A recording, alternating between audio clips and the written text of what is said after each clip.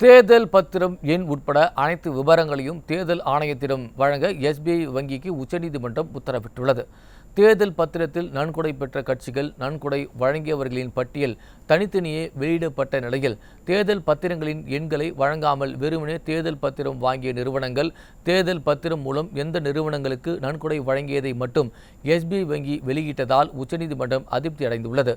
மேலும் தேர்தல் பத்திரங்கள் வழங்கியதில் வெளிப்படைத்தன்மை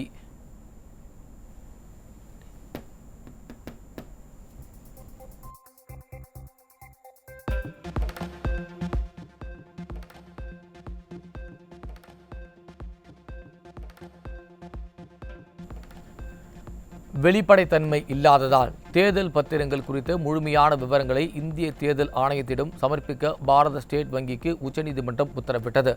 இந்த வழக்கு மீண்டும் விசாரணைக்கு வந்தபோது எஸ்பிஐ ஏன் தேர்தல் பத்திர எண்களை வெளியிடவில்லை? உச்சநீதிமன்றம் தலைமை நீதிபதி TY சந்திரசூட் கேள்வி எழுப்பினார்.